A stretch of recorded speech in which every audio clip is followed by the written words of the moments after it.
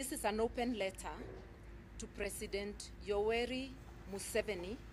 President of the Republic of Uganda and Commander-in-Chief of the Breaking news wetuukirira ssaawa zino eno ebyajje n'omuhoozi wamu ne taata we President Museveni nkugamba ebitabuseemu abakyala okwetoolola mu Africa yonna abavuddeyo ne batandika okukondeminga sense of impunity omutabani kye yatuusa ku His Excellency Robert Kyagulanyi mukyala we amanyikiddwa nga Barbie Kyagulanyi bagambye nedda yadde muli bakulembeze yadde mwe ba president yadde mwe bakabaka ba Uganda temukkirizibwa kubeera nga mutulugunya abantu okutuuka ku sseeryo naddala omukyala nga Barbie Kyagulanyi amanyikiddwa ensi yonna akitegeeza abatamanyikiddwa bo amubatulugunyiza ddala bino byose byakwogera njagosooka obiwulirize ongambe ebyaddala mulowooza Africa etandise okusituka ntino anytime from now bajja kudda mabega wa His Excellency Robert Kyagulanyi okulwanira freedom y'Abannayuganda sooka owulirize ate omala tuyongereyo. This is an open letter to President Yoweri Museveni, President of the Republic of Uganda and Commander-in-Chief of the Defense Forces, and General Muhoozi Kainerugaba, President Museveni's son, and the Chief of Defense Forces in Uganda. This is an African and global cry against the systematic, targeted sexual violence and assault to women's dignity in Uganda. We, the women of the Jumuiya and the African region, as advocates of justice globally, we write this letter in a state of profound shock and shared grief. The atrocities currently being visited upon the women of Uganda are not merely a Ugandan crisis, they are a stain on the conscience of the African continent and a direct assault on the universal principles of human dignity that binds all decent human beings across the globe. A dark chapter for humanity. The horrors unfolding in the wake of the January 2026 elections represent a catastrophic regression in human rights. We have watched in dismay as security forces under the command of the state in Uganda have weaponized and sexualized violence, humiliation, and terror, more particularly to the women of Uganda, to settle political scores. When the privacy of a woman's bedroom is violated and her body treated as a battlefield, the soul of a nation, and by extension of our region, is immortal. Alright, ate ye Fred Rumbu ye halese bwino omukambwe muko olunaku olwaleero njagala osooka omuwulirize omala ombulira ebirowoozo byo mu comment section hamulowooza ali ku mulamwa oba nedda sokolabe. Simon Mugenyi byabakama abazungu bamutadde nnyo ku pressure afulumya results nga bw'alina zifulumya kye yakoze ng'ennaku z'omwezi mukaaga yagenze mu Uganda Gazette ng'ennaku z'omwezi mukaaga February n'agenda mu Uganda Gazette n'ateekayo results nga bwe yazisoma ze yataddeyo mu Uganda Gazette so si ku website yaabwe so si ku Uganda Electoral Commission website portal no yagenze nga gazeti nga results nga bwe yazisoma bwe yazitaddeyo nga tataddeemu DR forms tataddeemu constituencies tataddeemu district nga bwe kyali yagenze bugenzi nga asasula gazeti nga bawandiika results nga bwe baziwandiika nga bwe bazimozisoma bwe yazitadde mu gazeti bwatyo bwe yazikoze naye nga ate bakusaba results bakusaba oteekeyo polling station zonna bakusaba DR forms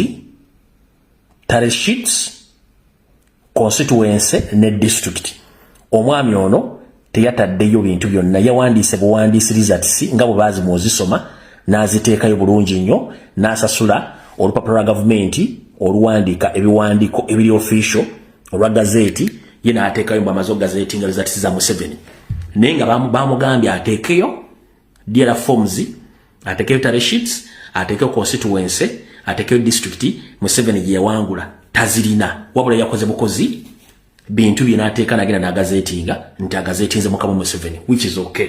awo tuvudde tugenda kulwa. Alright, bino nga tubitedde ku mabbali njagala osooka owuliriza ono omusajja eyalidde ssente za NRM amanyikiddwa nga Ali Mawale oluvannyuma lw'okubeera nga atandika okudisikasinga His Excellency Robert Kyagulanyi ku live ze eza TikTok n'ebigambo ebitali yasanyusiza abawagizi ba National Unity Party. Musako muwulize ongambe byayogera birina eggumba oba just hamutamivu ali awo tamanyi kyakola. Sokola. Assalamu alaikum wa rahmatullahi wa barakatuh.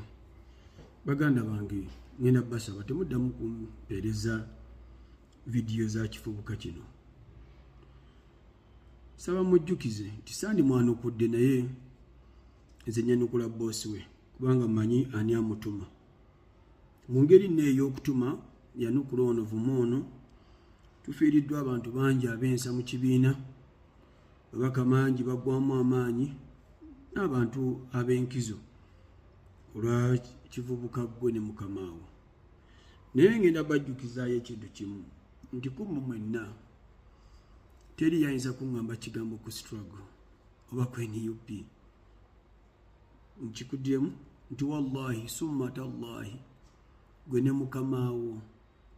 teri yayinza kunjigiriza struggle. Kigambo kiri kimu era omuntu ayinza okuŋŋamba ekigambo ye His Excellency Robert Kyagulanyi Ssentamu. Siriwo kola video kunoonya likes kuwalampa abantu sobola ofuna renti akasimu akamotoka nfuneko ku visa igwe honorable zaake bw'otamba bukadde 10 nakugirako engalo nti Aisha Kabando nkozeeko nti alhamdulillah gwowonye mbadde sigenda kukutta kyonalebo Namboozo yagaanye naye we namugirako engalo munnanga awo si wendi. Ekyokubiri byonoonya okufuna n'ababaka ba parliamenti nabifuna nina emyaka 23. Toyomba noonyerezaako bunoonyereza nkwegayirire toyomba. Ekirala tuddeyo ffenna nga struggle etandika buli muntu alage we yali abeera ne byali ayina nakati bye muyina era sebo mbuulira okola mulimu ki gwe ne mukamaawo kola mulimu ki. Ekirala munnange muli okay oyagala kuŋŋamba gwe ne mukamaawo mwazaalibwa omu mu famire mulinayo omulala ayogera bino bye twogera bamulowooza nti nze nja kuba saddaaka yammwe mu muzimbe ennyumba. Nkugambye baganda bafe bali mu makomera bwe tuba nga tukkiriza tugende mu makooti nga ye kooti yemu yaba mabbeiro nga abasajja ba Edi Mutwe Kanso Waiswa gwoli okirowoozezaako nti Kanso Waiswa basobola omukwata ensi nesigala nga teriko odi kyeyenyenyeza. Wali okirowoozezaako kooti ezibamye ebbeire ezamye obwenkanya batugambye tetugenda tusabe obwenkanya bwa ba MP. Ba MP abo ku ba MP 10 mpa example singa system etwako ba MP 6 oba 4